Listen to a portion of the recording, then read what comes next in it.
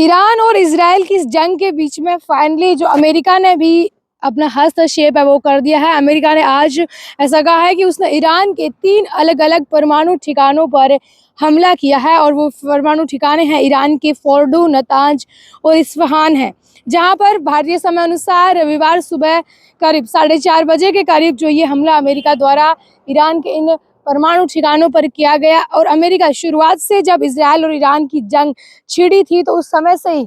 America जो है वो यही बात बोल रहा था कि वो ईरान को अलर्ट कर रहा था कि आप यहीं पर रोक लीजिए, नहीं तो इस जंग के नतीजे जो है आपको भुगतने पड़ेंगे, वो बेहद ही खतरनाक होने वाले हैं।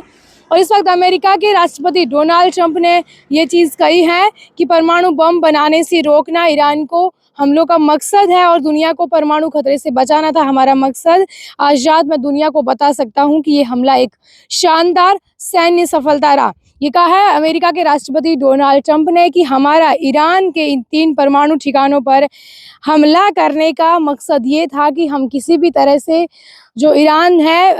अपनी परमाणु गतिविधि को बढ़ा रहा है, परमाणु बम बनाने से इसको रोकना, यही हमारा इस हमले का मकसद था। जो अमेरिका के राष्ट्रपति है डोनाल्ड ट्रंप ने ये बात यहाँ पर कही है। वहीं इसके बाद जो है फोर्डो, नतांज और इस्फहान पर जब हमला हुआ उसके बाद लगातार से इजराइल को अब ये लग रहा है कि इसकी जवाबी कार्रवाई ईरान है वो कभी भी कर सकता है। इसको देखते हुए इजराइल ने पहले से ही कड़ी तैयारियां शुरू कर दी हैं और इजराइल के अंदर कहीं भी जो है लोग इकट्ठा नहीं हो रहे हैं। सारे पब्लिक प्लेस जो है वो बंद किए गए हैं, स्कूल कॉलेज सब कुछ है वो बंद है। सिर्फ ज़रूरी कामों से ही लोगों को बाहर जाने की हिदायत है वो दी जा रही है, क्योंकि इजराइल को ये लगता है कि इन तीनों का बदला लेने के लिए ईरान कहीं ना कहीं जवाबी कार्रवाई करेगा और जवाबी कार्रवाई में फिर ईरान कुछ भी कर सकता है, क्योंकि इस ईरान के बड़े 3 परमाणु ठिकानों पर जिस तरह से अमेरिका ने हमला किया है, अमेरिका ने कहा भी है कि वो उनकी परमाणु गतिविधि और परमाणु बम बनाने को ईरान को रोकना चाहते, लेकिन ईरान ने पहले ही कहा है, ईरान